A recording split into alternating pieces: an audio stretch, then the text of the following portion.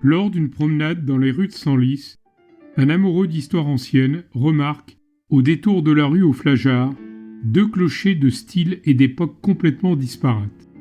Intrigué, il s'approche du monument qui porte ces clochers.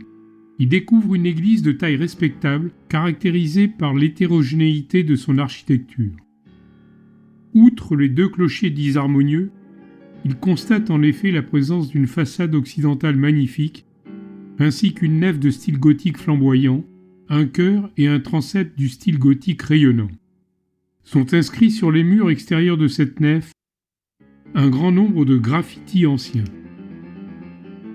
Ce jour-là, les portes de l'église sont ouvertes pour permettre une exposition d'objets artistiques.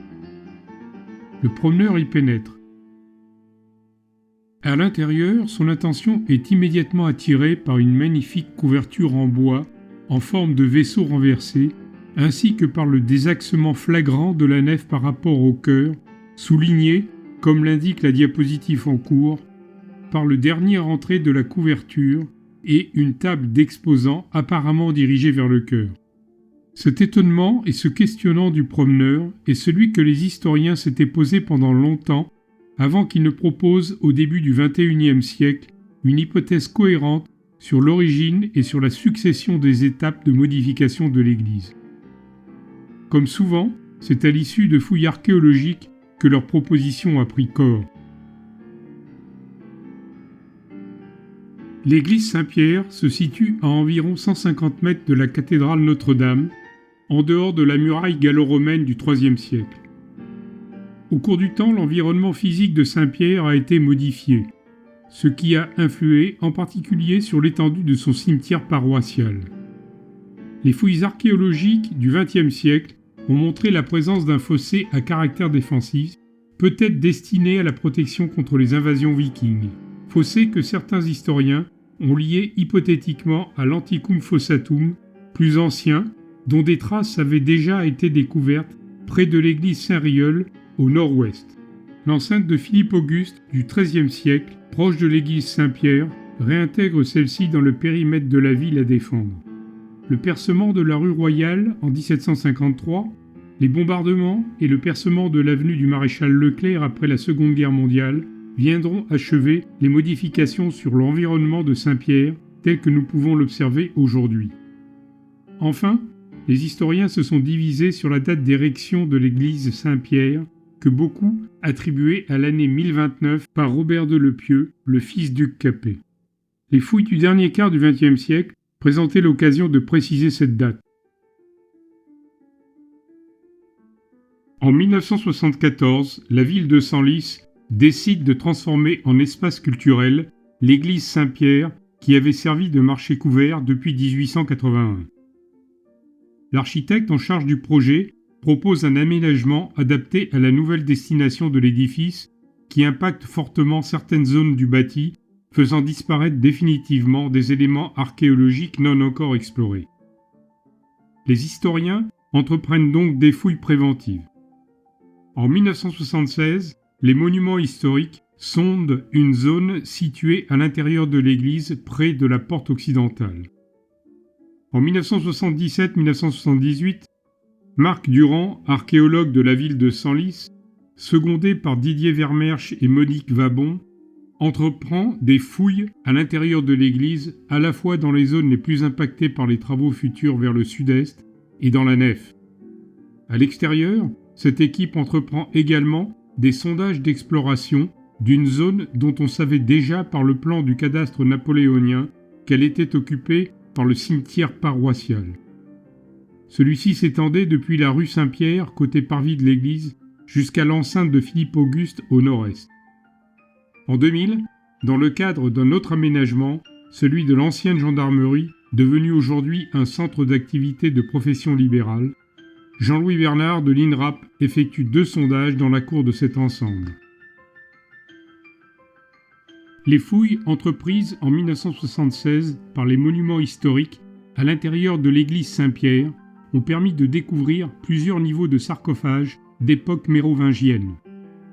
Côté sud de cette fouille, un sarcophage était intact de toute violation. Cette découverte montrait ainsi que l'église comme usuellement au Moyen-Âge, était un lieu d'inhumation ad sanctos. Ceci fut confirmé par l'équipe de Marc Durand, qui mit au jour, dans les zones du croisillon et de l'abside nord, dans un périmètre restreint de 40 mètres carrés, près de 500 inhumations, avec ou sans sarcophage, réparties en au moins 4 couches séparées d'environ 40 à 50 cm. Par rapport au niveau de circulation actuel, les 3 premières couches se situaient entre moins 30 cm et moins 1,70 m. Les datations approximatives pour ces différentes couches ont été proposées à l'aide de pièces de monnaie retrouvées. La couche la plus profonde correspond à la présence d'une nécropole du Haut Moyen Âge qui nous renseigne sur l'ancienneté du site. À l'extérieur de l'église, plus de 500 squelettes ont été retrouvés. Ils occupaient des emplacements où, au cours du temps, il a été procédé à des inhumations successives. On évalue donc aujourd'hui à environ 3000 le nombre de défunts ayant été enterrés à cet endroit relativement petit, ce qui donne une indication sur le nombre total de défunts ayant occupé l'espace global du cimetière beaucoup plus vaste. Peu de bijoux et d'éléments de vêtements ont été découverts dans cette nécropole. Du mobilier funéraire tel que céramique, verrerie, ainsi que de nombreuses pièces de monnaie ont été mises au jour dans les sépultures et près des squelettes. Enfin, des éléments non funéraires tels que peignes en os ou lames de couteau, datés de l'époque gallo-romaine, ont été découverts dans les couches les plus profondes, ce qui confirme l'ancienneté de l'occupation du site. Par ailleurs, 2 moules pour petites et grandes cloches, datant du XVe siècle et de la fin du XVIe siècle, ainsi qu'un moule à empreinte monétaire, ont été mises au jour près de l'église. En dernier lieu, cette équipe a également découvert un fossé défensif datant du IXe siècle qui a été creusé au milieu du cimetière, séparant ainsi l'église d'une grande partie de celui-ci. Mais le cimetière continuera à se développer au-delà du fossé défensif. Les travaux conduits par Jean-Louis Bernard au nord-est de l'église ont confirmé ce développement du cimetière hors les murs par la découverte de sarcophages et de sépultures plus récentes, tout à fait semblables à ceux découverts par l'équipe de Marc Durand. Au fil du temps, le fossé défensif du IXe siècle sera abandonné.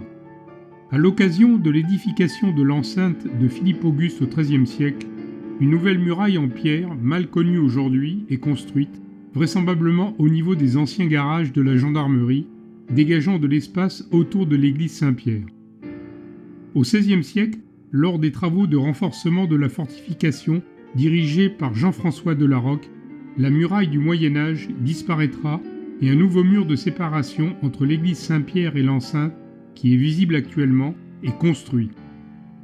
Ce mur avait pour rôle de contenir l'extension de la zone funéraire et de créer un espace pour faciliter l'activité militaire près du rempart. Mais une fois encore, il semble que les inhumations se soient poursuivies au-delà de ce dernier mur jusqu'à la veille de la Révolution.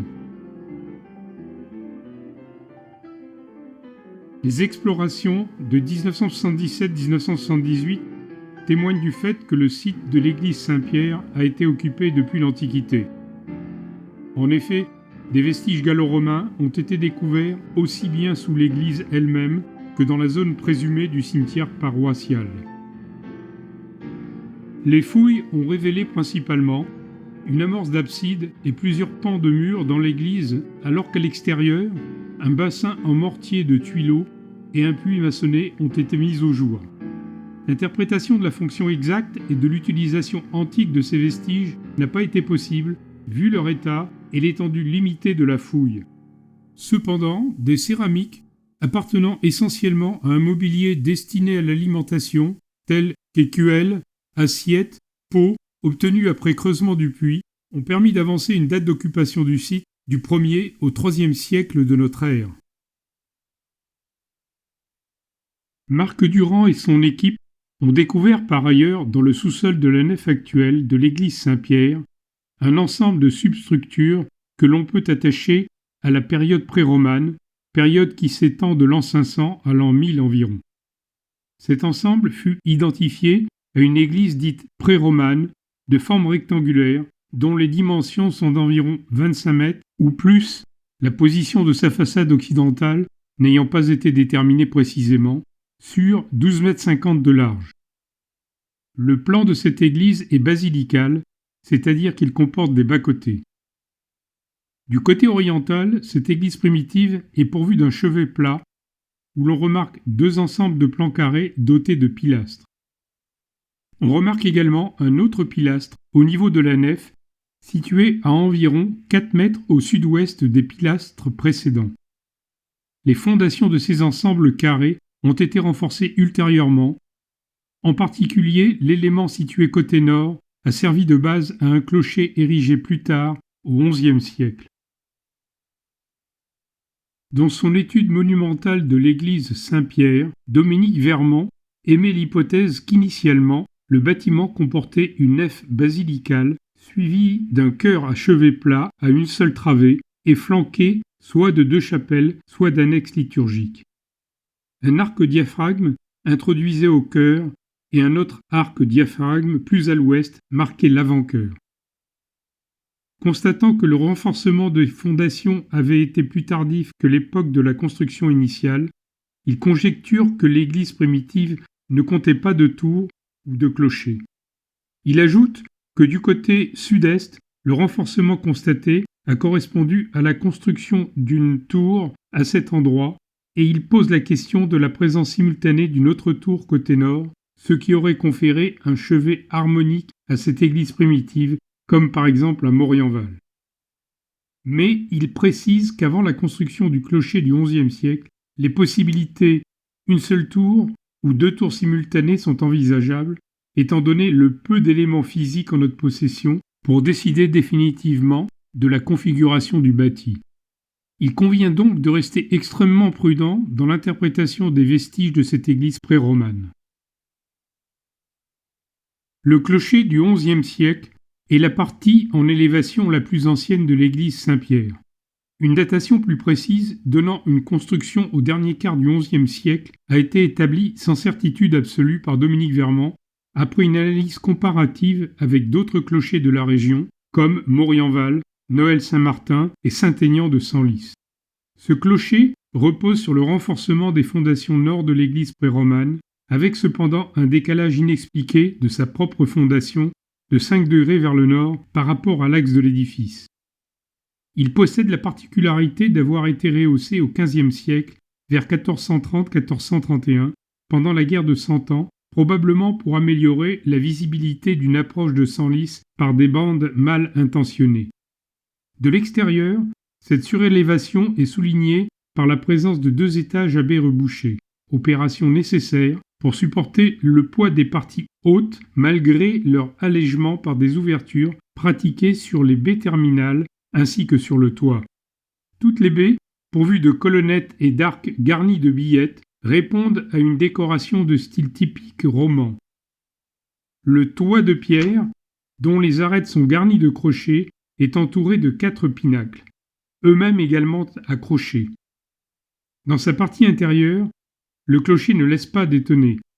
Obéissant probablement à des considérations purement esthétiques, les concepteurs de la surélévation ont pris l'option hardie d'effacer toute trace du clocher au sol, ce qui se traduit par un support en porte-à-faux de sa partie sud-est sur une arcade de la nef, ainsi que le montre la diapositive en cours. Au fil du temps, cette disposition a nécessité un renforcement de son architecture, la dernière datant de 1978-1979. Les fouilles de 1977-1978 ont démontré que le site de l'église Saint-Pierre a connu une occupation précoce dès l'époque gallo-romaine du 1er siècle, antérieure à la construction de l'enceinte de protection contre les invasions barbares, érigée au IIIe siècle.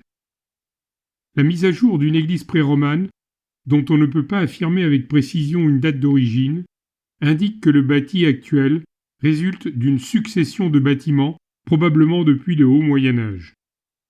Certains historiens ont émis l'hypothèse que l'église Saint-Riol, qui a porté la titulature Saint-Pierre et Saint-Paul, avant d'être dédicacée à Saint-Riol, a pu transmettre le nom de Saint-Pierre à l'église qui nous occupe, très tôt dans la période pré-romane, vers 550-600. Cette époque pourrait correspondre à l'édification de l'église pré-romane retrouvée lors des fouilles.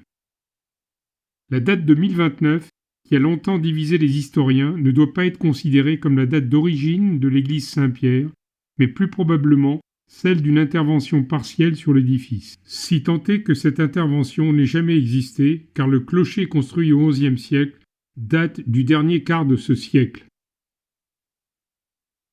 Vers 1240, l'église Saint-Pierre, qui n'avait pas été modifiée depuis 150 ans environ, fut l'objet d'un agrandissement notable utilisant les techniques et les architectures gothiques du moment pour faire face à l'afflux des ouailles de la paroisse devenue la plus importante de Senlis. Du côté est de l'église Saint-Pierre, les fouilles de 1977-1978 ont révélé des vestiges datables du XIIIe siècle.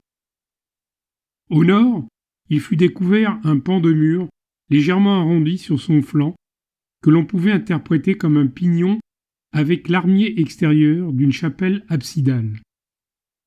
Au sud, une salle voûtée d'ogives antérieure au XIIIe siècle et une structure dérasée encore plus ancienne à l'est de la salle ogivale furent mises au jour. Il faut noter que ces deux derniers ensembles, qui n'ont jamais joué le rôle de cave en raison de leurs ouvertures extérieures, indiquent que la partie basse de l'église côté est se situait au moins 2 mètres plus bas qu'aujourd'hui. Sur et contre ces ensembles, des vestiges de murs du XIIIe siècle venaient s'appuyer.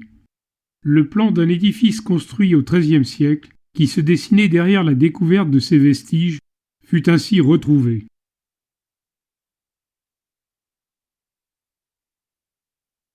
Dans cette nouvelle configuration de l'église, le désaxement flagrant entre le chœur transept et la nef existante frappe l'observateur.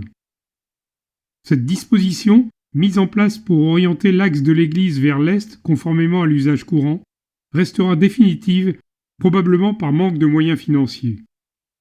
Il faut imaginer qu'à cette époque déjà, l'architecture de l'église Saint-Pierre était très hétérogène. Elle comportait en effet une nef ancienne à 1 ou 2 clochers de style roman, raboutés on ne sait trop comment, à un ensemble chœur-transept gothique flambant neuf. Le plan du chœur-transept du XIIIe siècle présentait une rigueur géométrique peu commune, rappelant quelque peu une architecture de type monastique, sobre et raffinée. Le chœur, composé d'une seule travée, donnait sur une abside à 5 côtés, couverte d'une voûte hexagonale, et sur 2 chapelles latérales, ouvertes à la communication par 2 petites arches. Cet ensemble était pourvu de larges fenêtres ogivales, au nombre de 9, qui devaient lui apporter, comme recherché à l'époque, une luminosité intense. Une élévation de cet ensemble, proposée par Dominique Vermand, souligne l'importance de ces ouvertures qui subiront des transformations significatives au XVIe siècle. Le chœur transept du XIIIe siècle reste néanmoins un représentant remarquable typique de l'art gothique rayonnant. Les travaux de surélévation du clocher du XIe siècle débutèrent vers 1430. Ils furent accompagnés d'une double campagne de travaux destinés à la construction d'une nouvelle nef. La première campagne, de 1430 à 1470, qui concernait les 3e et 4e travées de l'église actuelle, comprit les travaux de surélévation et d'effacement de la présence visuelle du clocher dans la nouvelle nef. La seconde campagne, datée de 1510-1520, inclut la construction des premières et deuxièmes travées et celle de la façade occidentale. Sans changement majeur depuis cette époque, la nef se présente donc aujourd'hui comme un ensemble de 4 travées comportant des bas-côtés communiquant avec le vaisseau central par des arcades. On remarque au passage que la direction de l'axe de la nef n'a pas été modifiée et que sa largeur est plus importante que celle de l'église pré-romane. Dans le projet initial, la nef devait comporter une couverture voûtée avec fenêtres hautes, comme le témoignent les faisceaux engagés en attente de supporter un départ d'arche. Cette voûte fut en réalité remplacée par un vaisseau renversé en bois au XVIe siècle, ce qui a supprimé les fenêtres hautes et abaissé globalement la couverture de la nef. Rénovée dans les années 2009 à 2017, la façade occidentale de l'église Saint-Pierre fut initialement achevée en 1516, comme en témoigne un cartouche situé sur la colonne de gauche du portail central. Cette façade s'inscrit dans un pur style flamboyant, en vogue à cette époque. Elle se signale par une structure d'ensemble pleinement symétrique, équilibrée, à 3 portails, qui correspondent exactement au couloir formé par la nef et par les 2 bas-côtés. Elle est remarquable par le foisonnement de la décoration flamboyante, qui n'entre cependant jamais en conflit avec la symétrie d'ensemble. Une restitution de la façade originale proposée par Chapuis montre qu'au fil du temps, le gable situé au-dessus du portail central a disparu. Celui-ci cachait l'essentiel de la fenêtre, aujourd'hui visible, du grand pignon de l'ensemble. Les extrémités de la plupart des pinacles et des pignons de la façade ont également été tronqués ou ils ont disparu, tels les pinacles surmontant les contreforts extérieurs. Le portail central est encadré par 2 tourelles d'escalier qui impriment à la façade un mouvement de jaillissement vers le ciel. 2 portes en anse de panier et un trumeau occupent complètement cet espace central. Le tympan est composé de lancettes vitrées qui réduisent le linteau à un rôle fonctionnel relatif aux portes qu'il domine. Au centre se trouve un dé très allongé qui surmontait une statue aujourd'hui disparue. La voussure extérieure du portail comporte les statuettes de 12 patriarches bibliques. Cette disposition, dé couvrant une statue, se retrouve aux 2 extrémités de la voussure. Les parties latérales de la façade, qui présentent encore leur gable, adoptent un schéma analogue à celui de la partie centrale, avec cependant la présence d'une seule porte en leur centre. Frappé par la ressemblance de ce portail avec celui de la cathédrale Notre-Dame de Senlis, conçu vers 1530 par Pierre Chambige, aidé de Jean d'Izieux, nombre d'historiens ont attribué la conception du portail à Pierre Chambige, voire à son père Martin Chambige. Il n'en est rien, car en 2003, Madame Julie Écart, après une analyse architecturale détaillée et après avoir retrouvé dans les archives de la fabrique de l'église Saint-Pierre le contrat de construction du portail, a montré que ses concepteurs étaient certainement des architectes et maçons locaux dont la réputation à l'époque était bien moindre que celle des Chambige. Vers 1525-1530, sous l'impulsion de l'évêque de Senlis Guillaume Parvis, des modifications importantes du chœur furent entreprises. Les chapelles du XIIIe siècle, à une travée, donnant sur le centre du chœur par une arche étroite, furent remplacées par 2 chapelles, à 2 travées plus profondes que les précédentes et plus ouvertes vers le chœur et vers les bras du transept. Ces aménagements ont modifié de façon significative la perspective de l'église vue de l'extérieur, puisque d'une abside à 5 pans, les modifications l'ont faite passer en abside à 3 pans, flanquée de chapelles, donnant l'impression visuelle d'un ensemble plus lourd. De ces transformations, les fenêtres n'ont gardé que les moulures, le remplage plus chargé ayant été refait à cette occasion. Finalement, les modifications du chœur ont transformé l'aspect original de l'ensemble abside-chapelle d'un style gothique rayonnant du XIIIe siècle en un style gothique flamboyant du XVIe siècle. Probablement pour dissimuler le raccord incliné entre la nef et le transept, une grosse tour carrée, massive, de style Renaissance, est érigée entre 1585 et 1592. Avec ses 47 mètres de haut, cette tour récemment rénovée a suscité de nombreux commentaires négatifs. Sa silhouette massive s'oppose à l'architecture gothique délicate du reste de l'édifice, mais encore plus, des érudits locaux, Jacques et Anne Fontaine, diront que son sommet, en compotier renversé, trouble la silhouette gothique de Senlis. Le clocher de l'église de la Chapelle en Serval, construit à la même époque, est une sorte de modèle réduit de la tour de l'église Saint-Pierre. La vogue architecturale de ce temps a donc fait utiliser ce type de tour aux grandes dames des spécialistes de l'architecture ecclésiale. L'histoire de l'église Saint-Pierre, de ses origines à 1780 environ, vient de vous être présentée. Pendant la Révolution, l'église est d'abord désaffectée en 1791, puis vendue comme bien national en 1792. Elle devient successivement magasin à fourrage, puis fabrique de chicorées jusqu'en 1842, année où la ville de Senlis achète le bâtiment pour le transformer en quartier de cavalerie. C'est de cette époque que datent la plupart des graffitis visibles principalement sur les côtés ouest et sud de l'édifice. En 1881, la municipalité de Senlis transforme l'église en marché couvert qui perdurera jusqu'en 1974, époque où l'édifice est aménagé en espace culturel, fonction qu'elle occupe encore aujourd'hui.